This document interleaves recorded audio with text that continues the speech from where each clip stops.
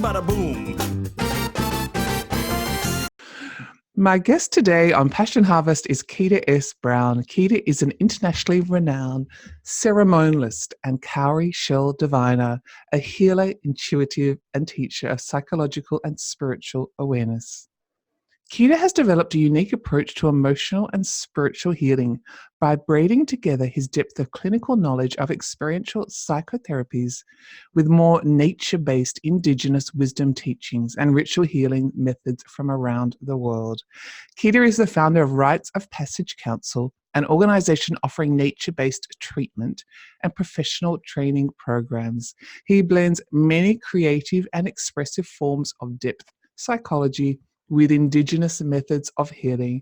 Kedar Brown, I am so honored you are here today to share your passions. Thank you and welcome to Passion Harvest. Thank you. It's great to be here. Welcome. Gosh, I've got quite a few questions for you, but I'd love to hear a bit more about your journey. Obviously, nature plays such an important role, and I've had a look at all the internships, or you call them, that you've done across the world. They look fascinating. I guess, how did you start your journey in this healing modality? Well, that's a big question. Let's see where to begin. So I entered into the field of professional psychotherapy at age 25 and proceeded down that route and then began to blend that with nature. And then something very significant happened, which is my father died when I was 32. And I got to be there with him and usher him through that transition. But what happened in me is that the 14-year-old kid in me woke up. And what the 14-year-old kid in me remembered is that he wanted to do this thing that was called a vision quest ceremony. Now, when I was 14, I didn't know what that was. And nobody in my world knew what that was. But I could describe it to people back when I was 14.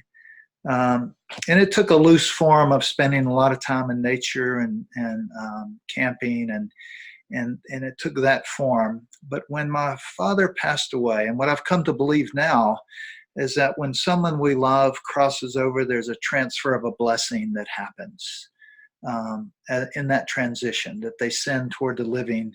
And if we're awake enough to receive it, our life can align itself toward our passion, toward our purpose. And then again, if we're not awake enough to receive it, it can get quite challenging. So that happened. And then I had a few what I call non-ordinary reality experiences that kept ushering me toward this apprenticeship to this ceremony called Vision Quest. And that was everything from walking out of a daycare. I just dropped off my 3-year-old daughter at the daycare. This was back in, 1991, 92. And I walked out of this daycare in this rural country town, 2-lane road in front of me. And I'm in deep contemplation about what to do with my life. And I look up, and going down the road are 3 covered wagons. I always tell people here, I'm not hallucinating. They're actually there, drawn by horses. And on the side of these covered wagons are the sign Vision Quest. Wow. And then another few incidences like that of visiting a church of a friend of mine and thinking about doing this ceremony, being up on the mountain and reflecting on my background with Catholicism and growing up in that frame of spirituality, and which fortunately for me wasn't terrible. And I thought, while I was sitting in the church service, I thought, I'd want to honor my ancestors in that particular upbringing. So when I go out on the mountain to do this quest, I'm going to carry a small cross in the palm of my hand, and I'll just deal whatever I have to deal with, because all your fears come to you, right, when you're out there. So the service ended, and I get a tap on the shoulder, and I turn around, and I look in the eyes of this old man and old woman, both taller than me. So they're like 6'2", 3, long gray hair, both of them, which is another unusual thing in this small town. And the man looks me in the eye, and he says, "I'm supposed to give you this." And he reaches out and puts that small cross in my hand. at that moment. Wow. And then the other, one other thing that happened was that I had gone to this health club to work out. I was working as a psychotherapist in private practice at this time. And I go to this health club several days a week, and I went down to the locker room at the end of my workout, and I reached and grabbed the locker to open it. Now, at this time, I had been studying a lot of the medicine wheel, Native American medicine wheel work, and the 4 directions and the 4 colors. And when I opened that locker, something that I couldn't see shot out of the locker and hit me right square in the chest, and it startled me. So much that I looked around to see if anybody else was down there, because I knew somebody threw something at me. It hit so hard. And I walked all around down there. There was nobody down there. And when I came back to my locker, I looked at the locker, and then I looked on the floor, and there were 4 feathers, and they were red, yellow, black, and white. And by this time, I'm a little bit, well, a lot nervous about what's happening. So I go to my friend that I have that pours sweat lodges for the Sun Bear tribe out in Washington State, and I tell him this story, and he said, well, you better do this ceremony where it's going to get a lot worse. They're being gentle with you right now. And so I did. I found my way a year later to apprenticing in this ceremony. And the last night of my quest, which is that symbolic death and rebirth night, sitting there on the mountain at 9,000 feet, it occurred to me that that very night was the night 2 years earlier that my father had died, when this vision, when this memory and this longing had woken up in me. So it came full circle. And when I came down off the mountain, I knew that this work was what I was meant to do. And I began to blend my clinical work with ceremony and ritual, particularly that ceremony. And then over the years, had different teachers and indigenous elders that I work with. That's Wow, the those story. synchronicities are just, and your awareness of them are fantastic. Would you mind just explaining in a little bit more detail, what is a vision quest for those that don't know? So let me speak to the word vision quest. It references an initiatory rite of passage. In your country, you would call it walkabout. Here, the native cultures would call it vision quest, or in the British Isles, they might call it hill walking. Okay. So it's a process of, under the tutelage of an elder, one would be prepared to go into the wilds, into nature, into the wilderness, for a period of fasting with very minimal provisions or no provisions, and alone for a period of time. Mm-hmm. That period of time can vary. And so in that ceremony, there's what's called the calling phase, that was what I was describing. That was my calling phase. That was the first part of my story. Then there's the severance phase, where you start to dismantle yourself and unplug yourself from the life you've been living because it's not quite working anymore. And then there's the threshold phase, and this is the going out into the wilderness. And then there's the return, where you come back with a new story that you're living into. So in that context, what's commonly known over here as a vision quest ceremony is an initiatory rite of passage that is in indigenous cultures was used to activate the memory of the medicine that you carry, that you came here to offer.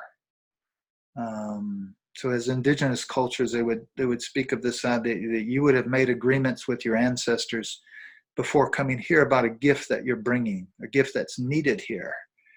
And that these particular rites of passage initiations are designed to activate and awaken the memory of those agreements, so that you can align yourself with that medicine and that passion. Speaking of your the title of your program. I love that. And you mentioned at the age of 14, you remembered, or you had some feeling about it? Is there a certain age one in generally in indigenous cultures that it is aged 14, or not necessarily? I don't think it's specific to that age. I think earlier cultures probably a little earlier than our modern cultures. Hmm. But I do think there is something that we call bone memory, DNA memory, that is looking to be awakened at that time. And when I work with young people, I say if this awakening is not ushered into life with and guided by initiated elders or initiated adults, these young people will still seek initiation on their own, usually with each other, and they take the form of dangerous behaviors or risky behaviors, or in an attempt to what I call brush up against the sacred. So the turmoil that we often see happening in adolescence is the unmet longing of this initiatory impulse that's trying to find its way, we could say, trying to find its way into the wilderness to experience this. I love that. I love that. I've never thought about it like that. That's a beautiful full way to explain it. It's really, really fantastic. So I've just been looking at your website. I'd love to come to one, but you facilitate these vision quests. You have some offerings on your website. Right. We have, I've been offering vision quests since 94, 95. And so we have a couple a year that we offer, 2 or 3. I have a couple in the States. And then this past May, we did one over in the UK and Wales. I saw, yeah. And then I have a training group where I'm almost 60 now. So I'm looking at, I've started training people just as my original teacher in this particular ceremony. When I wrote him and asked him, can I come do a quest with you? He said, I'm getting too old to take people out on the mountain, but if you want to learn the ceremony, you can come and I'll teach you. And so with that, I'm just like, okay, it's time for me to start teaching other people how to do this. You're young. Yes. Well, I want to keep doing it for a while. I still love to do it, and I still take out 2 to 3 groups of folks here, and then I have a training group that's a 14-month long training that I do with folks to teach them how to guide people. It must be such a joy to see, before and after the people you take on the vision quest. There must be just that huge transformational change. It must be such a joy for you. It is truly my passion and my deep honor to. I can't think of any other thing that I would be excited to do. To watch the tears come, because when you say that, images flash in my mind of the countless numbers of people on both sides of that threshold.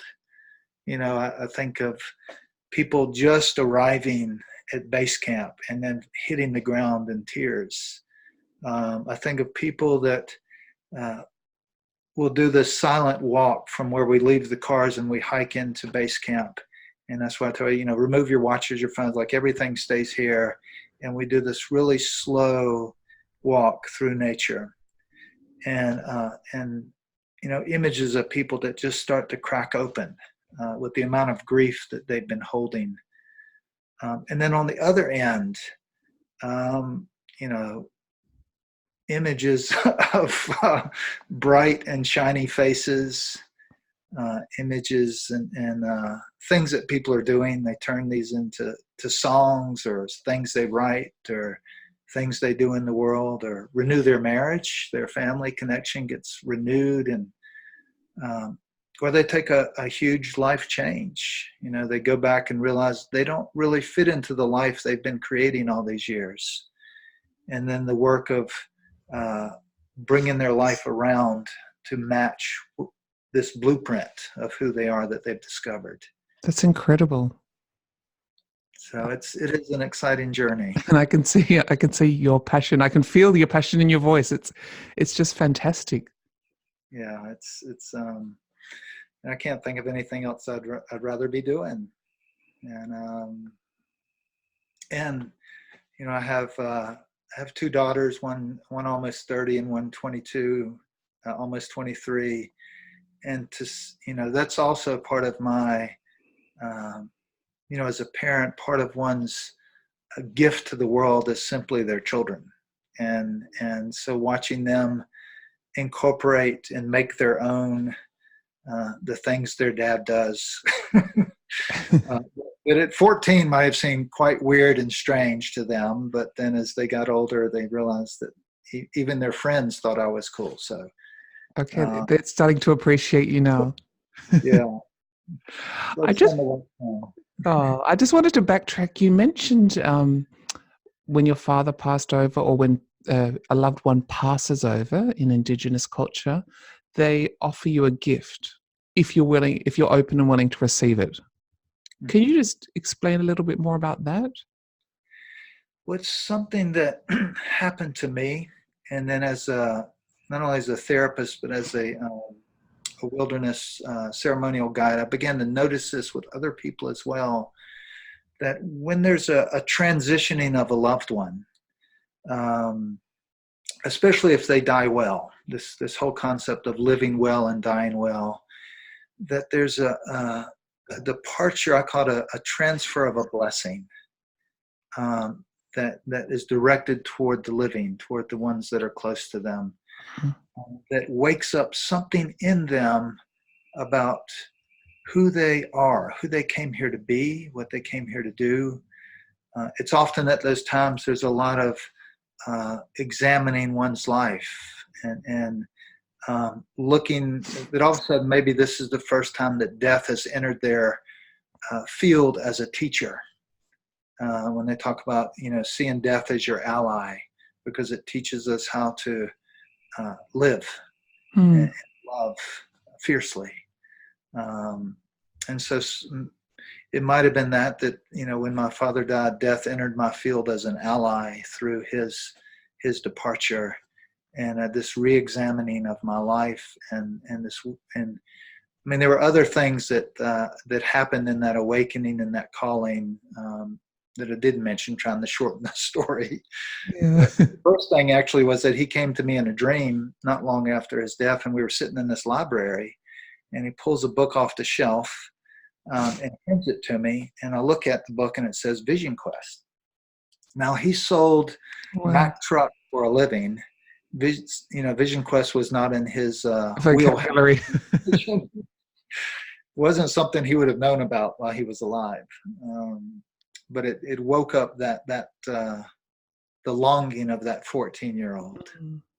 And that was his blessing to activate that in me, and that put me back on this path. That's great. I love it. And just in regards to your Vision Quest, and you mentioned you have some in America, but you also started to have some in England. Mm-hmm. Do you feel a difference in the land or in the Vision Quest in the different places, locations? I do. The spirit of the land, or the spirits in the land, are different.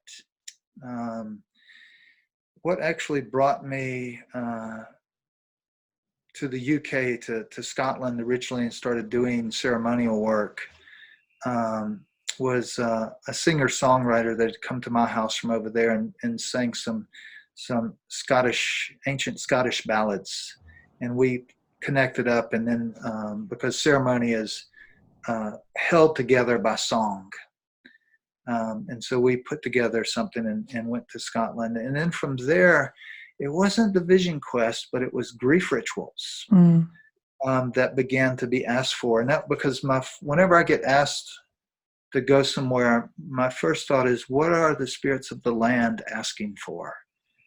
Because the way I see it, they're sending a message through humans that come to me and say, will you come here? And I translate that to mean is they've heard something that's calling from the land. And so we're responding to something in the land, to the spirits of the land, wherever it is. And we ended up going, and I'm going back in a couple of weeks to the Scottish borders, which is a land, if you think of anywhere in the UK that's probably more soaked with the blood of humans over the centuries, it's that area Mm-hmm. between between Scotland and England. And it's been that area that's called for these grief rituals. So it offers some healing. There's an old Irish or Celtic proverb that says that the troubles in the other world can only be healed from this world, and the troubles in this world can only be healed from that world. So that implies there's a reciprocal relationship of care and healing between us and the ancestors. Mm. And also there's a reciprocal field of turmoil between the unresolved dead and the unresolved living that keeps cycling, that needs attention. And that kind of energy gets embedded in the land. And so the land definitely has a certain energy wherever you happen to go, whatever place calls to you. It's my thought is what part of this land is calling, and what is the land asking for? I love that. And Yeah. grief ritual, but do people come as an individual for their own personal grief, not necessarily associated with the land? Yes, they're not really aware. Most of the time, they're only aware of their personal grief. And we talk about grief as a larger understanding that it's, I guess the first thing I say about grief is not a personal dilemma to somehow be reconciled in isolation. Grief is a collective responsibility to feed the spirits. And so our outflow of tears connects a lot of different places. It's not just that we may know somebody that died, that we also carry the grief of generations of those that have come before us. Mm. We carry the grief of that is deposited in the land from those that have come before. We carry grief that's not, as my teacher once said to me when I was sharing with him something I was feeling and thinking, he looked at me and he said, "Are those your thoughts and feelings?" And I had never considered that at that time. And then I realized, over the years I've seen that, we carry things that aren't simply just our own. The same way the earth is our mother carries what we are not willing to own. So we deposit these things in the land. So it's, and grief is a blessing. Grief is a conduit of connecting hearts together. It's the one emotion that connects people, and all people, human and non-human. It offers connection. And it's where all the shared stories, or the stories we tell ourselves or about other people, just kind of disappear in this collective offering of grief. There's a fine edge between grief and praise, as Martine Prechtel says, or grief and gratitude. Right. I'm really interested in I call it the energetic feeling, or you refer to it as the ancestors of the land.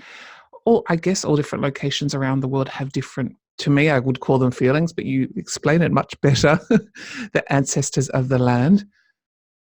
Why is this?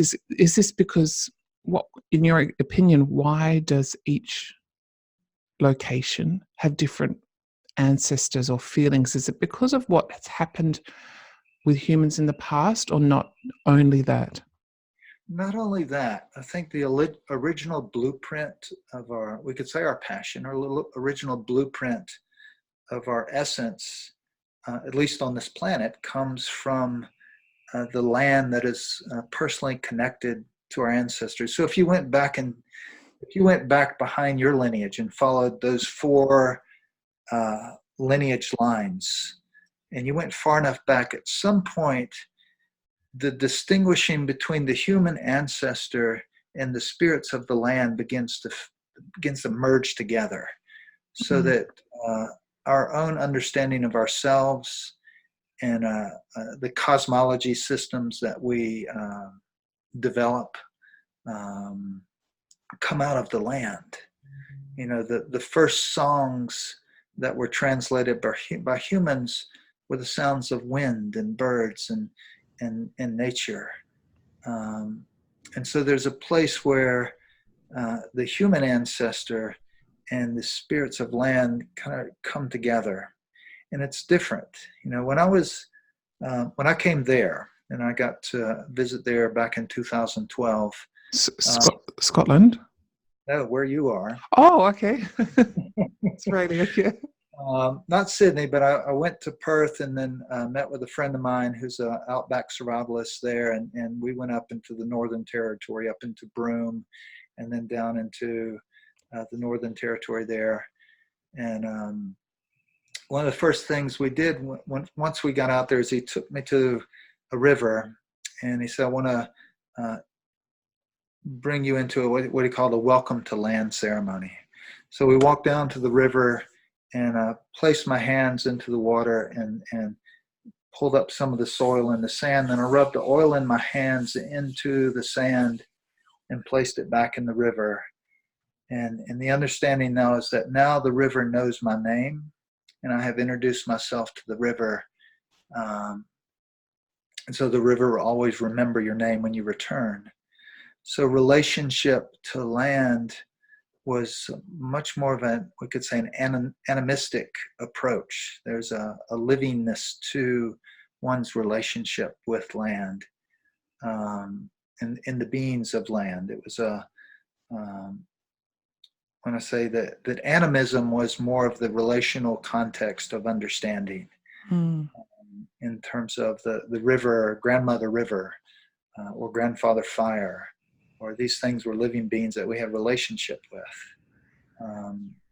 And so some of the teachings I brought from your country and some of the Aboriginal is that they didn't have categorical names for things. One of the sad things about our English language is I call it a very kind of a dead static language, because it's not alive and vibrant. So that in indigenous cultures, they had way more use of verbs. Things were described in action and movement, so we're always held in this relational, changing context of relationship, so that so things were named with a song or with a movement, as opposed to a noun that kind of objectifies it. And so that kind of language, you know, our language informs our perception informs our beliefs, and then we get really trapped in these beliefs and stories. But when we go back to just perception, and that's one of the things I do with my students. I say, well, take a walk in nature, and I want you to forget the names of things. Maybe if you're lucky, you'll forget your name for a while. And I want you to engage the river and the beings on this land as if you don't have a name for these things. You don't know what they're called. So all you're left with is a perceptual interaction and relationship. And things come alive. A teenage boy swore to me that a rock moved. And when I said, forget the name of what you think you're looking at and just hold it in your perceptual awareness. And he jumped and he said, it moved. I said, well, they'll do that, you know. It's amazing what happens in nature when you're open and willing to receive and mindful. It really, it's really exciting. As you're talking about that, I'm kind of interested. Actually, next time I'm drawn to go somewhere on a holiday, I'm going to think, are the ancestors calling me or the spirit of the land? But why are certain people drawn to certain parts of the world? So even if you weren't born in that part of the world and you go somewhere, and I've had people say to me, I feel like I'm home. I never want to leave. Right. How did you explain that? Certain areas geographically vibrate at certain frequencies. Mm-hmm. And my belief is that when we're called to a certain area and we resonate with the word home, we have a belonging with this place. Maybe we've never been there, but it's like, I belong here. That energetically, the frequency of the land mirrors the frequency that I'm moving into. And so it calls me. It's like it calls you to that land. I believe that in a similar way that we have agreements with ancestors about certain gifts that we come here with, and certain alignments with particular ancestors that also carry those gifts, that there are geographic locations that serve to activate the awareness of these energies in us, so that when we go to that land, we can feel it. Other places on the landscape can have their own vortex of energy that's collected, like sacred sites where the energy exchange has, increased and increased over, thousands of years in certain sacred sites. And then there's the sites that call us, the geographic locations that call to us. When that happens, I say, if you drop in, even for a vacation, and you say, okay, what is calling to me? And then you listen. You listen with your body, with your heart, images, smells, sounds. What's calling to you? And then you respond to that call. And when you go to that land, you're going in search of the one there that sent the call. Like when I go to a land that I know has called me, one of the first questions I ask is, where are the elders of this land, the non-human elders of this land? Is it a tree? Is it a stone outcropping? Is it a particular place? Like where would the spirit of this land be on this here? And then I go there and make offerings and say, I've heard your call, I'm here. And then I listen, what's here? Maybe it's something I have to bring there. Maybe it's something it needs from me. There's always an exchange, and something that has to awaken or to remind me of. When I moved to this place in the mountains of North Carolina, whenever I would come up here from where I used to live, I would always end up like grieving, but it wasn't a painful grief of something that I didn't have. As a grieving of coming, like it felt home. It's like, I know this place. It remembers me, and that's another place. It's like there's land that already remembers your name, and when you get there, there's a reunion, energetically of connection, that the land says, you're back, welcome. I definitely have felt that before, definitely. Yeah. And you explained it really well. I just wanted to ask you about you mentioned energy vortexes in certain sacred sites. What do you think about energetic portals? Lots of things. It depends on what the intention of the Sorry to portal throw you off, but I just love your opinion on that. So a portal being an opening, Yes, a gateway. A gateway. And so my question is kind of like, a gateway to what? Not every threshold that you see is one that you need to walk through, just because it's an opening. So there, and at portals and gateways and energetic places like that, there are what I call them gatekeepers. There are guardians. There are, one of the things in the mountains of North Carolina, at rivers, we have what's called sirens. There's the feminine spirits, kind of the keepers of these places, these springs or these rivers.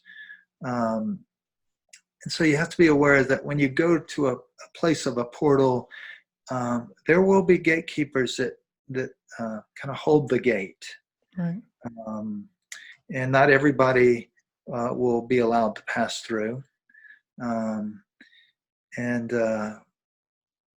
and so that even recognizing it, to go there and to, if one of the exercises I give my students sometimes in nature, I say, I want you to go out into nature and I want you to find the place where the two worlds meet. That's all. Just find the place where the two worlds meet, that crack between the worlds, and then spend some time there. Do you get a And few blank looks of, oh my gosh, where do I go? not usually. By the time they've gotten into my training group, Okay. they're kind of, even if they'll go looking for something. I tell them how to feel it. It's not always a place that feels like, oh, this feels great. It might feel a little like, oh, this is a little uneasy here.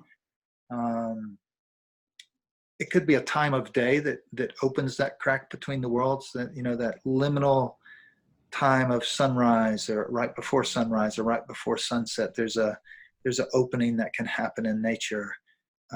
There's a way, if mist rolls in across the landscape, it can too create a portal and opening. So there are places that hold this, and then there are moments in time that can open it. Mm-hmm. There are shifts in weather patterns that can open a portal. But if we think of portals simply being a crack between the worlds, there's a certain way that they require acknowledgement. When you approach something with reverence, then that which is of reverence knows how to approach you. Mm. So there's that way of approaching that kind of a opening with a certain reverence, a certain the way of introduction, of making an offering, of listening, kind of protocols of interaction at those places. I would think of generally being one of introduction, who I am, what I'm doing here, making an offering of some kind, and then listening. Spending time really listening. What is offered back? What is this place? And then there are portals with a very clear intent that one has created with a specific ceremonial intent, and those are different. Across the British Isles, they have these dolmen stones, the two stones and the capstone across the top, were these burial chambers. And these stone circles that astrologically are aligned in certain patterns toward the setting sun or the winter solstice, and these passageways of energy. These are portals, and so if somebody says, "Hey, there's a portal. Do you want to go see it, or you want to go visit it?" I would get curious. One is, what is this about? Curiosity is not enough for me just to go somewhere, but like, what is it? Is there an invitation to come here? Is it all right to go there? What are the protocols of stepping into that, into relationship? And the gatekeepers that attend that portal, to be aware of and making appropriate offerings in connection and relationship, and listening, and be willing to walk away if needed. But that's I keep telling my students, all about relationship, whether we're dealing with the other world, the spirits of the land, the ancestors, or your next door neighbor. It's about relationship. and respect, and how, treading, I guess I'm just thinking of the terminology, tread lightly. So, walk with mindfulness and respect.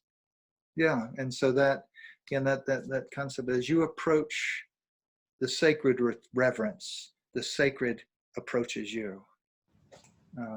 And so there's an interchange there. In this day and age where we're always, a lot of people kind of see an animal here. It's like, what is that animal telling me? What does that animal mean? What is it? What's the message it's offering me? Mm-hmm. And that's often that gets a little bit egocentric kind of thinking, that the animal always has something to offer us. A message or yeah, maybe it needs something. maybe the land is asking something of us. And I think that's the missing component of It's an what's interesting twist. that are we listening to what's being asked of us, not what it has to give us. That's a very egocentric way of thinking. I love that reframing of it. It's really clever. It's more of a from a egocentric to an ecocentric or soul-centric. As one of my mentors, Bill Plotkin, would say, he kind of shifts those words around. That's a great quote. Gosh, I really want to go and get naked and run in nature now. It's too cold. It's winter. I live in the city. In the essence of time, is there anything else you'd like to focus on? If there's one thing I could leave in parting, yes, please, is whoever listens to this to believe and to know that your life, you came here because you have something to offer that is needed. And for those of us that are already here, we're the ones that need it, whatever it is. And that remembering that gift, that you are the gift, and the medicine you carry, this world needs. And then finding those, the what I call the crossroads where your passion intersects with the needs of your people, is where you're going to thrive.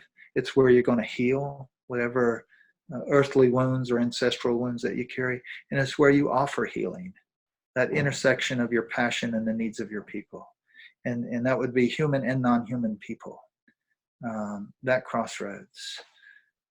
So my prayer would be that you're able to find your way to that crossroads and live with that passion and the memory of those agreements you made with your ancestors before coming here about who you're coming here to be and what you're coming here to offer this world.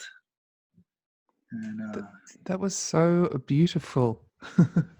I loved it. I guess I just want to ask you, and I always ask our guests on the show, if someone's looking to find their passion, what advice would you give them? I would say find a way to quiet the internal dialogue and noise. That it's not something you have to discover, it's something you remember. That would be the first shift. That's amazing. Keep going. I'm sorry to interrupt. That's amazing. Thank you. That your passion is not something that's going to be put in you from the outside. It's something that you came here with. Oftentimes, looking at your own childhood, you can see the